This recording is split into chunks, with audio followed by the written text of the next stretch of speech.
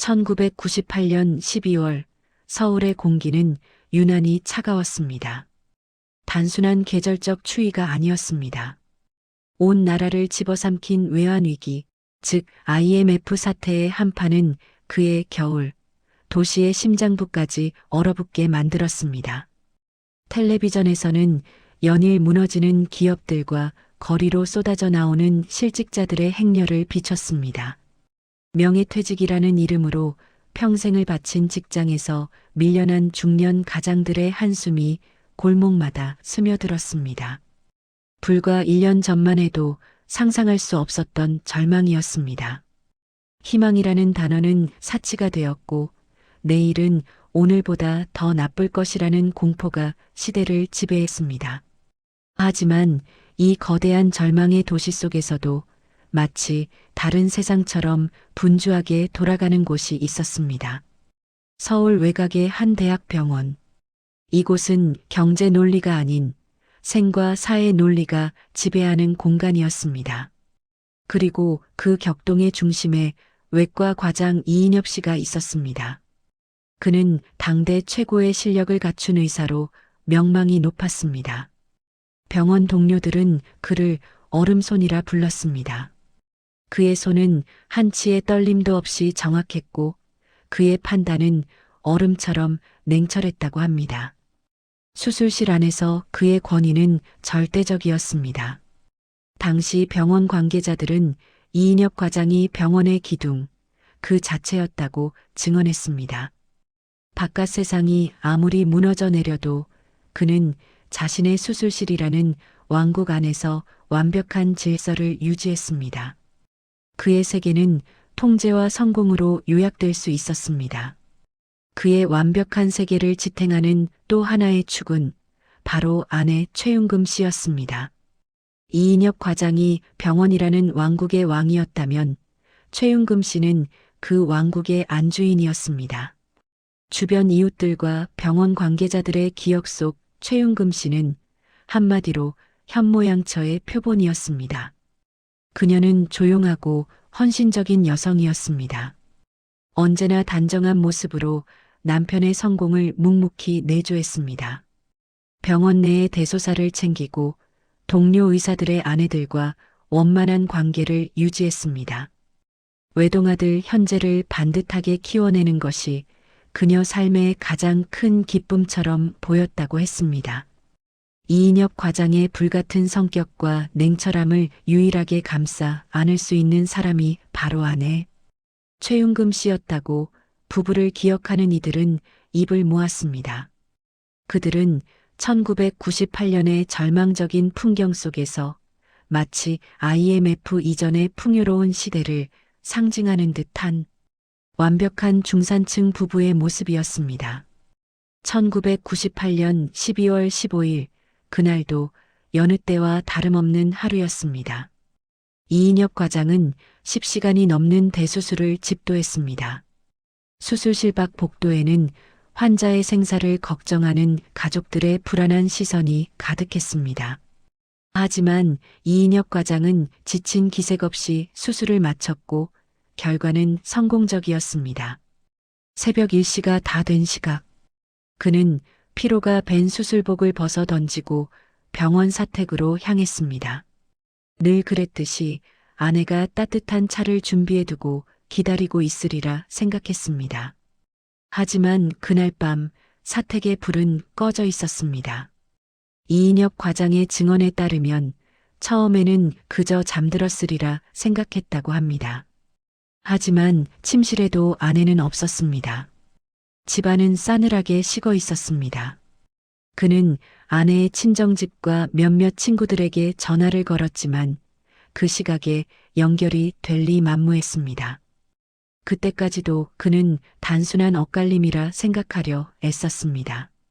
불안감이 엄습한 것은 그로부터 2시간이 더 지난 새벽 3시경이었습니다. 그는 결국 자신의 지위를 이용해 인근 파출소에 연락을 취했습니다. 단순 실종 신고가 아니었습니다. 대학병원 외과 과장의 아내가 사라졌다는 사실은 경찰 조직을 긴급하게 움직이게 만들었습니다. 그리고 동이 트기 직전 전화벨이 울렸습니다. 아내를 찾았다는 소식이었습니다. 하지만 수화기 너머 경찰의 목소리는 무겁게 가라앉아 있었습니다. 과장님, 저희가 사모님을 찾았습니다. 그런데 위치가 그들이 말한 장소는 이인엽 과장의 상식으로는 도저히 이해할 수 없는 곳이었습니다. 병원 후문에서 불과 500m, 값싼 술집들과 숙박업소들이 밀집한 음습한 골목. 그곳에 위치한 금성장 여관이었습니다. 금성장 여관. 그 이름은 병원 직원들 사이에서도 암묵적인 금기어였습니다. 복잡한 남녀들이 잠시 몸을 숨기거나 혹은 절망에 빠진 이들이 마지막 선택을 위해 찾는다는 소문이 무성한 곳이었습니다. 이인혁 과장의 기억에 따르면 그는 현장으로 달려가는 내내 무엇인가 잘못되었다고 되뇌었다고 합니다. 여간의 낡은 복도에는 역한 담배 냄새와 소독약 냄새가 뒤엉켜 있었습니다. 경찰이 문을 연 703호실. 그의 아내 최윤금 씨가 그곳에 있었습니다. 이미 싸늘한 변사체로 발견된 후였습니다. 단정하고 우아했던 사모님의 모습은 온데간데 없었습니다. 흐트러진 옷차림, 공포에 질린 듯한 표정, 모든 것이 얼어붙은 1998년의 겨울. 성공한 외과 의사의 아내, 완벽한 현모양처였던 최윤금 씨는 왜 하필 이 초라하고 음습한 여관방에서 싸늘한 시신으로 발견되어야만 했던 것일까요? 최윤금 씨의 죽음은 단순한 사고가 아니었습니다. 현장에 도착한 남편 이인혁 과장은 아내의 시신을 확인한 순간 극도의 혼란과 분노에 휩싸였다고 기록되어 있습니다. 그의 증언에 따르면 아내의 소지품은 단출했습니다. 작은 손가방 하나가 전부였습니다. 경찰의 현장 감식은 신속하게 이루어졌습니다. 외부 침입의 흔적이나 격렬한 다툼의 자국은 발견되지 않았습니다. 하지만 시신의 상태는 석연치 않았습니다. 최윤금 씨는 외투를 입은 채 침대에 쓰러져 있었고 테이블 위에는 미처 마시지 못한 음료수 캔이 놓여 있었습니다. 마치 누군가를 급하게 기다리거나 혹은 만나던 중 변을 당한 듯한 모습이었습니다. 바로 그때 현장의 정적을 깬 것은 다름 아닌 최윤금 씨의 외투 주머니였습니다. 아직 전원이 꺼지지 않은 채 남아있던 삐삐였습니다. 작은 액정 화면에는 메시지 도착을 알리는 불빛이 깜빡이고 있었습니다. 수사 기록에 따르면 형사가 삐삐를 확인하려던 순간 남편 이인혁 과장이 그것을 낚아채듯 가져갔다고 합니다. 그는 1990년대 중반부터 비상호출용으로 아내에게 삐삐를 사주었지만 평소 거의 울릴 일이 없었다고 했습니다. 그런데 지금 아내가 싸늘하게 식어버린 이 낯선 여관방에서 삐삐가 울리고 있었습니다. 이인혁 과장은 떨리는 손으로 메시지를 확인했습니다. 액정 화면에 찍힌 숫자는 단 4글자. 7, 3, 0, 2. 그리고 그 뒤를 이어 꼭 와줘라는 남자의 음성 메시지가 흘러나왔습니다. 7302. 이인혁 과장은 이 숫자를 본 순간 그대로 얼어붙었다고 증언했습니다. 그것은 단순한 숫자의 나열이 아니었습니다. 1990년대 삐삐를 사용하던 젊은 세대 사이에서 유행하던 그들만의 암호였습니다. 당시의 신문 기사나 잡지를 보면 숫자를 이용한 다양한 암호들이 소개되곤 했습니다. 8282는 빨리빨리, 천사는 천사를 의미했습니다. 그리고 7302는 숫자의 발음을 이용한 암호였습니다. 7302, 친구 사이. 하지만 이것은 단순한 우정을 뜻하는 암호가 아니었습니다. 우리 친구 사이잖아라는 의미를 넘어 특별한 친구 사이, 즉 연인 관계를 암시하는 은밀한 신호로 통용되던 숫자였습니다. 이인혁 과장은 경찰에게 이 사실을 즉각 알렸습니다. 그의 목소리는 분노로 떨렸다고 합니다. 그는 이것이 아내의 불륜을 입증하는 명백한 증거라고 주장했습니다. 평생을 현모양처로만 알았던 아내가 자신을 속이고 낯선 남자와 7,300이라는 암호를 주고받으며 이런 허름한 여관에서 만나려 했다는 것입니다. 꼭 와줘. 이 낯선 남자의 음성은 이인혁 과장의 머릿속을 헤집어 놓았습니다. 그는 아내의 죽음이 단순한 사고사가 아닌 이 불륜 관계와 깊이 연관되어 있다고 확신하기 시작했습니다. 그의 진술은 수사 방향을 완전히 새로운 국면으로 이끌었습니다. 경찰은 최윤금 씨의 시신을 부검 의뢰하는 한편 이 미스터리한 숫자 7,302의 발신지를 추적하기 시작했습니다. 아내의 죽음 뒤에 숨어 있던 남자. 과연 그는 누구일까요? 그리고 7,302는 정말 남편 이인엽 씨의 주장대로 아내의 배신을 의미하는 암호였을까요? 숫자 암호 7,302. 남편 이인엽 씨는 이것이 아내의 배신을 증명하는 낙인이라고 확신했습니다. 수사팀 역시 이 삐삐 메시지를 보낸 의문의 남자를 찾는 것이 사건 해결의 핵심이라고 판단했습니다. 1998년 당시의 수사 기술로 삐삐 발신지를 추적하는 것은 불가능한 일은 아니었습니다. 경찰은 즉시 통신사의 협조를 요청해 메시지가 발신된 위치를 확보했습니다. 하지만 결과는 실망스러웠습니다. 발신지는 서울역 대합실에 설치된 공중전화였습니다. 1990년대 후반은 공중전화가 가장 활발하게 사용되던 시기였습니다. 하루에도 수백, 수천 명의 사람들이 스쳐 지나가는 서울역. 그곳의 수많은 공중전화 중 하나에서 발신된 메시지였습니다. 당연하게도 CCTV 같은 감시 장비는 전무하던 시절이었습니다. 7,302의 남자는 완벽한 익명 속에 숨어버린 것입니다. 수사가 다시 원점으로 돌아간 순간 형사들은 유일한 목격자를 찾아갔습니다. 바로 최초 신고자인 금성장 여관의 주인이었던 조봉순 씨였습니다. 그녀는 최윤금 씨가 발견되기 직전 여관을 황급히 빠져나간 한 남자를 목격했다고 증언했습니다. 조봉순 씨의 증언은 매우 구체적이었습니다. 그날따라 유난히 추웠어. 밤 11시가 좀 넘었나? 703호실 쪽에서 뭐가 쿵하고 넘어지는 소리가 들렸다고. 그래서 나가보려는데 어떤 남자가 계단을 거의 구르다시피 뛰어내려오는 거야. 그녀의 기억 속 남자는 30대 중후반으로 보였으며 키가 크고 말랐지만 행색이 몹시 초라했다고 합니다. 값싼 점퍼 차림에 며칠은 굶은 사람처럼 얼굴이 하얗게 질려 있었다는 것입니다. 그는 카운터에 있던 자신과 눈이 마주치자 마치 귀신이라도 본 사람처럼 소스라치게 놀라며 여관 문을 박차고 비틀거리며 도망쳤다고 했습니다. 조봉순 씨는 그 남자가 몰골이 말이 아니었다는 점을 수차례 강조했습니다. 분명 성공한 병원 사모님인 최윤금 씨와는 전혀 어울리지 않는 부류의 사람이었다는 것입니다. 이 증언은 남편 이인엽 씨의 불륜 주장과는 다소 엇갈리는 지점이었습니다. 하지만 바로 그때 남편 이인엽 씨가 충격적인 추가 진술을 내놓았습니다.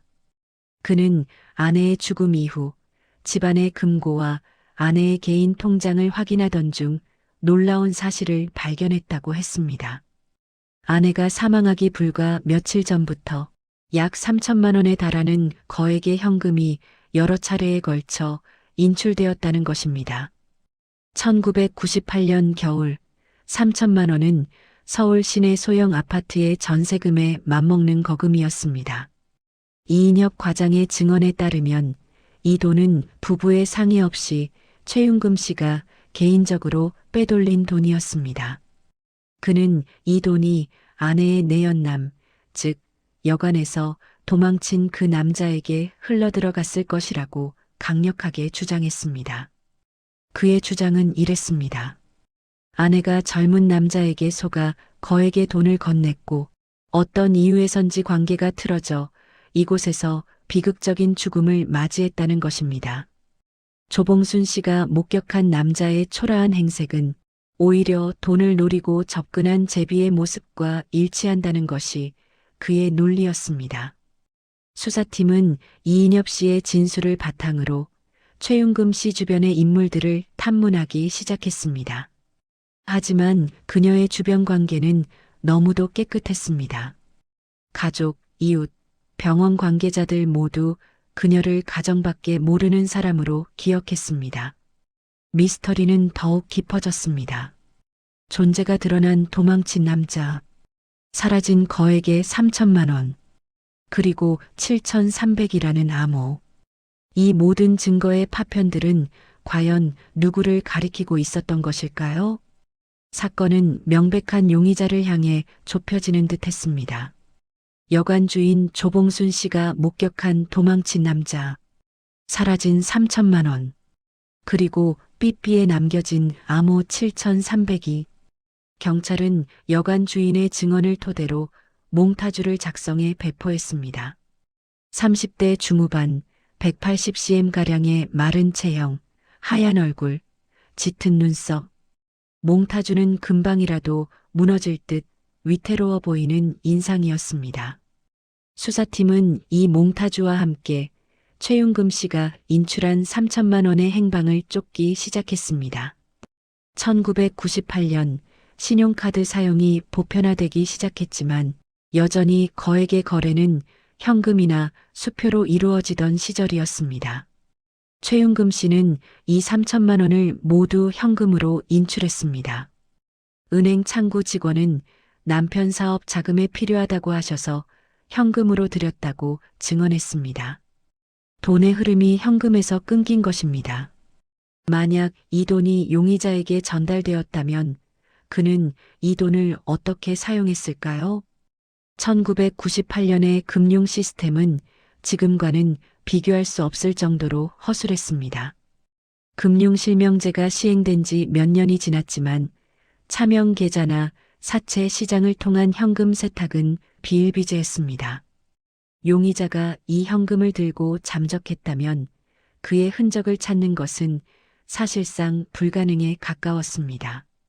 수사팀이 기댈 수 있는 유일한 희망은 용의자가 남겼을지 모를 지문이었습니다.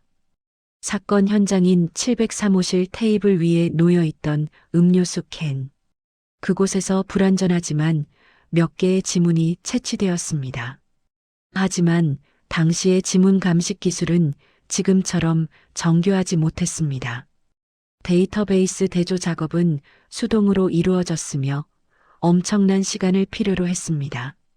무엇보다 결정적인 한계는 용의자가 전과자가 아니라면 대조할 데이터 자체가 없다는 사실이었습니다.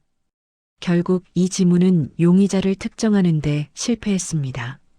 수사의 마지막 보루는 몽타주를 통한 공개 수배였습니다. 하지만 이마저도 쉽지 않았습니다. 남편 이인혁 과장이 아내의 명예를 이유로 공개적인 수사를 극도로 꺼렸기 때문입니다. 그는 이 사건이 불륜으로 인해 세간에 알려지는 것을 원치 않았습니다. 그의 비협조적인 태도 속에서 수사는 동력을 잃어갔습니다. 1998년의 기술적, 문화적 한계는 거대한 벽이 되어 수사팀을 가로막았습니다. CCTV는 존재하지 않았습니다. 금융 추적은 현금 앞에서 무력했습니다. 유일한 증거인 지문은 주인을 찾지 못했습니다.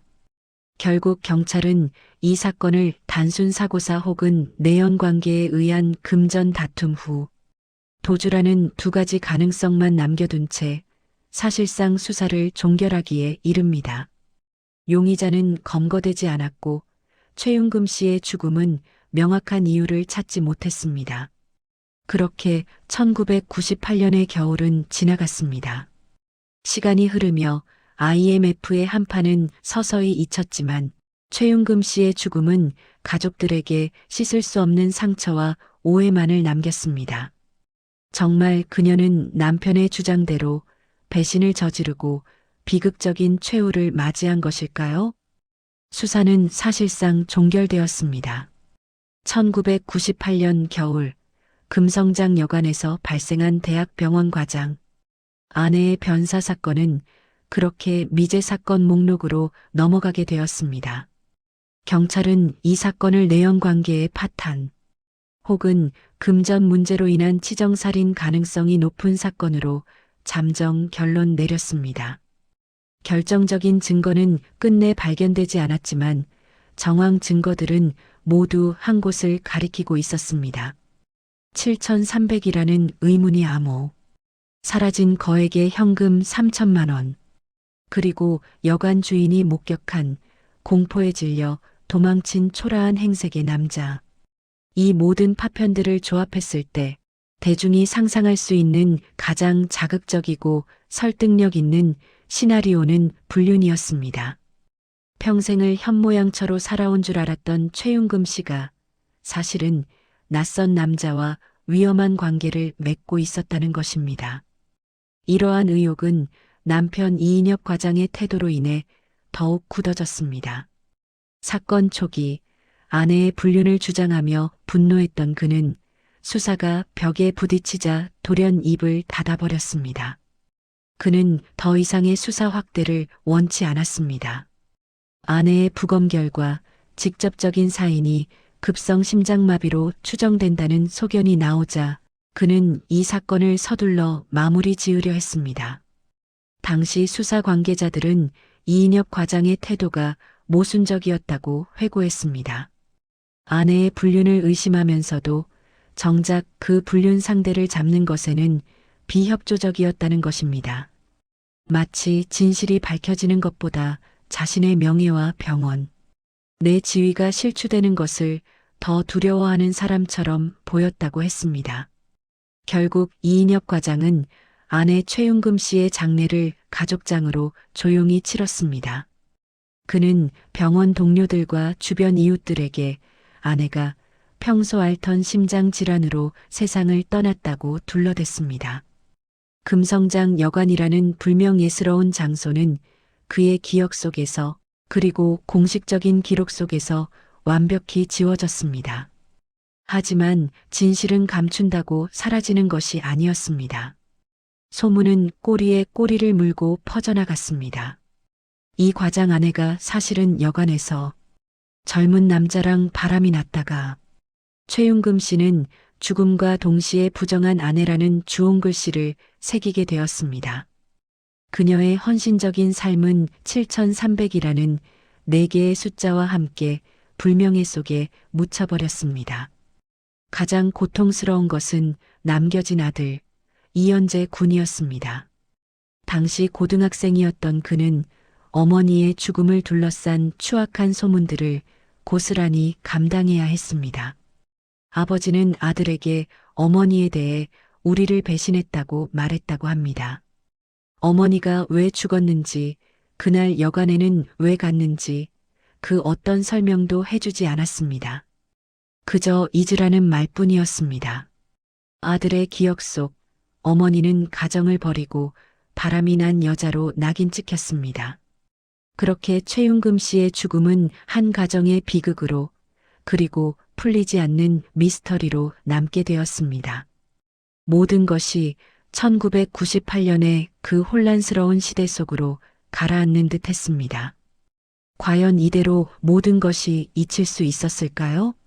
아니면 수십 년의 세월이 흐른 뒤 이 굳게 닫힌 진실의 문을 열어줄 누군가가 나타나게 될까요? 시간은 모든 것을 덮어버리는 힘을 가지고 있습니다. 기쁨도 슬픔도 심지어 끔찍했던 비극의 상처조차 세월의 먼지 아래 무뎌지게 만듭니다. 1998년 겨울 대한민국을 덮쳤던 IMF의 혹한은 역사의 한 페이지로 넘어갔습니다. 거리는 다시 활기를 찾았고 사람들은 90년대의 절망을 잊은 듯 바쁘게 움직였습니다. 금성장 여관에서 일어났던 비극적인 죽음 역시 마찬가지였습니다. 최윤금 씨의 이름은 사람들의 기억 속에서 완전히 잊혔습니다. 그녀의 죽음을 둘러싼 무성했던 소문들도 25년이라는 긴 세월 속에 풍화되어 사라졌습니다. 남편 이인엽 씨는 어떻게 되었을까요? 그는 아내가 세상을 떠난 후에도 여전히 그 병원을 지켰습니다. 그는 더욱 일에만 몰두했습니다. 얼음손이라 불리던 그의 냉철함은 세월이 흐를수록 더욱 견고해졌습니다. 병원 내에서 그는 살아있는 전설이 되었고 정년 퇴임하는 날까지 외과 과장 그리고 병원장으로서 최고의 명예를 누렸습니다. 그는 아내 최윤금 씨에 대해 그 어떤 말도 하지 않았습니다. 마치 1998년 12월 15일의 그날 밤이 그의 인생에 존재하지 않았던 것처럼 행동했습니다. 그의 집에서는 아내의 사진을 찾아볼 수 없었습니다. 그렇다면 아들 이현재 씨는 어땠을까요? 어머니의 죽음을 둘러싼 추악한 소문 속에서 고통받던 고등학생 현재. 그는 25년이 흘러 40대 중년의 남자가 되었습니다. 그는 아버지의 뜻에 따라 의사가 되지는 않았지만 아버지가 세운 병원의 행정직으로 일하며 그림자처럼 조용히 살아왔습니다. 이현재 씨의 기억 속 어머니는 여전히 부정한 여자였습니다. 아버지가 그에게 심어준 낙인이었습니다. 그는 어머니를 그리워하는 것조차 스스로에게 허락하지 않았습니다. 어머니를 떠올리는 것은 곧 배신과 수치를 떠올리는 일이었기 때문입니다. 그에게 1998년의 그날은 닫아버리고 싶은 그러나 결코 다치지 않는 상처였습니다. 2023년 가을 한 시대를 풍미했던 외과 의사 이인엽 씨가 80세를 일기로 노안으로 세상을 떠났습니다. 그의 장례는 병원장으로 성대하게 치러졌습니다. 수많은 조문객들이 그의 업적을 기렸습니다. 장례를 마친 후 아들 이현재 씨는 홀로 아버지가 평생을 살았던 사택을 정리하기 시작했습니다. 어머니가 세상을 떠난 후에도 아버지가 떠나지 않았던 곳. 그 집은 마치 1998년에 시간이 멈춘 듯 모든 것이 제자리에 있었습니다. 먼지만이 25년의 세월을 증명하듯 소복이 쌓여 있었습니다. 현재 씨는 아버지의 서재를 정리하던 중이었습니다. 육중한 책상과 낡은 의학 서적들, 평생을 냉철하고 엄격하게 살아온 아버지의 흔적이 고스란히 남아있는 공간이었습니다. 그는 책장 뒤편 벽에 숨겨진 것처럼 가려져 있던 작은 벽장을 발견했습니다. 평소에는 잠겨 있어 열어볼 생각조차 못했던 곳이었습니다. 하지만 아버지의 유품 속에서 발견한 낡은 열쇠 꾸러미가 그 벽장의 자물쇠를 열었습니다. 끼익 소리와 함께 문이 열리자 25년간 갇혀있던 묵은 공기가 쏟아져 나왔습니다. 그리고 그 안에서 이현재 씨는 아버지의 가장 깊은 비밀과 마주하게 되었습니다. 그곳에는 낡은 나무 괴짝 하나가 놓여 있었습니다. 그가 기억하기로 그것은 분명 어머니의 물건이었습니다. 대체 아버지는 왜 어머니의 유품을 이곳에 숨겨두었던 것일까요? 그리고 그 괴짝 안에는 무엇이 들어 있었을까요? 2023년 가을, 아버지의 서재. 아들 이현재 씨는 25년의 먼지가 쌓인 나무 괴짝을 마주하고 있었습니다. 그것은 분명 어머니, 최윤금 씨의 유품이었습니다. 어머니를 배신자라 부르며 모든 흔적을 지워버린 아버지가 왜 이 괴짝만은 평생을 간직해왔던 것일까요? 그것은 이현재 씨가 마주한 새로운 미스터리였습니다. 그는 떨리는 손으로 괴짝을 열었습니다. 묵은 공기와 함께 1990년대의 시간들이 쏟아져 나왔습니다. 빛바랜 사진 몇 장, 낡은 가계부, 그리고 그의 시선이 한 물건에 꽂혔습니다. 까만색 플라스틱 케이스의 작은 기계. 1998년 그날 금성장 여관 703호에서 발견되었던 어머니의 삐삐였습니다. 이현재 씨는 혼란에 빠졌습니다. 모든 증거의 시작이자 어머니를 불륜녀로 낙인 찍었던 물건. 아버지는 왜 이것을 버리지 않고 서재 깊숙한 곳에 숨겨두었던 것일까요? 증오였을까요? 아니면 차마 버리지 못한 미련이었을까요? 그는 25년 전에 낡은 삐삐를 들고 무작정 거리로 나섰습니다. 스마트폰이 세상을 지배하는 2023년. 이 낡은 기계를 아는 사람조차 드물었습니다. 그는 수소문 끝에 용산 전자상가 한 구석에서 오래된 통신기기를 복원하는 장인을 찾아냈습니다. 복원 전문가는 삐삐를 보더니 고개를 저었다고 합니다. 25년의 세월은 생각보다 가혹했습니다. 내부는 부식되었고 전지를 교체한다 해도 다시 작동할 가능성은 희박하다고 했습니다. 이현재 씨는 간절하게 복원을 의뢰했습니다. 그는 그저 확인하고 싶었습니다. 7300이 자신의 삶을 송두리째 바꿔놓은 그 4개의 숫자를 다시 한번 자기 눈으로 확인하고 이 지독한 과거를 끝내고 싶었을지도 모릅니다. 그로부터 며칠 뒤 기적 같은 연락이 왔습니다. 사장님, 이거 켜졌습니다.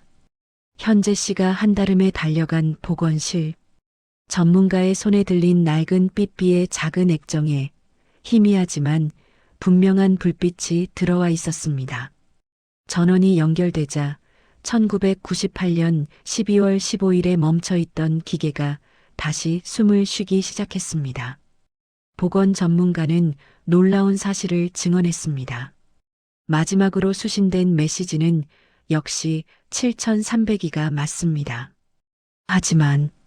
하지만 그것이 전부가 아니었습니다. 당시 삐삐는 마지막 수신 메시지 외에도 중요한 메시지를 따로 저장하는 기능이 있었습니다. 1998년 수사팀과 남편 이인엽 씨는 마지막으로 수신된 7302와 꼭 와줘라는 음성에만 집중했습니다. 그것이 가장 유력한 단서라고 확신했기 때문입니다. 아무도 이 삐삐에 그 이전의 메시지들이 저장되어 있으리라고는 상상하지 못했습니다. 혹은 확인하고 싶지 않았을지도 모릅니다. 이현재 씨는 마른 침을 삼키며 삐삐의 작은 버튼을 눌렀습니다. B- 둔탁한 기계음과 함께 저장된 메시지 목록이 화면에 나타났습니다. 7302가 아니었습니다. 전혀 다른 발신 번호가 찍힌 음성 메시지들이었습니다. 그는 첫 번째 저장 메시지의 재생 버튼을 눌렀습니다. 누나, 나야. 25년의 세월을 뚫고 낡은 스피커에서 갈라진 목소리가 흘러나왔습니다. 그것은 불륜남의 은밀한 속삭임이 아니었습니다. 극도의 공포와 절박함에 질려버린 한 남자의 울부짖음이었습니다.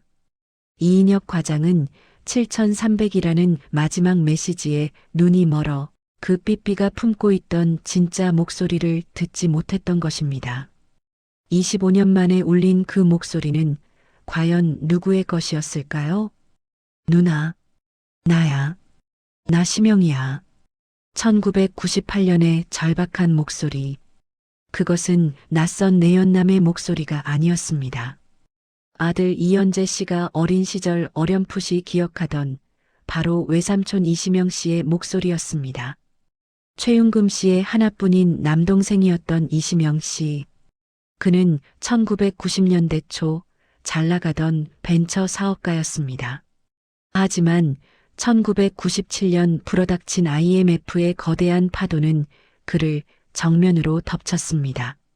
연쇄부도 파산. 그는 순식간에 모든 것을 잃고 신용불량자가 되었고 악질적인 사채업자들에게 쫓기는 신세가 되었습니다. 이 사실을 알게 된 남편 이인혁 과장은 불같이 분노했다고 합니다. 그는 처남의 실패를 가문의 수치로 여겼습니다.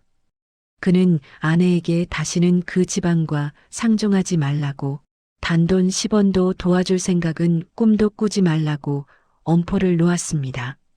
최윤금 씨는 냉혹한 남편과 절망의 벼랑 끝에 몰린 동생 사이에서 홀로 고통받았습니다.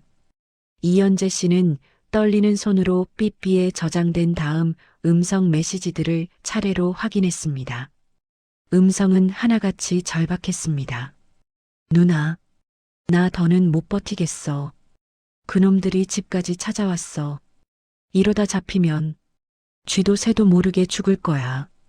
누나 미안해. 그냥 다 끝내는 게 나을 것 같아. 먼저 갈게. 동생은 자살을 암시하고 있었습니다. 최윤금 씨는 남편 몰래 모아두었던 비상금을 깨기 시작했습니다. 그녀가 은행에서 인출했던 거액의 현금 3천만 원. 그것은 불륜남에게 바친 돈이 아니었습니다.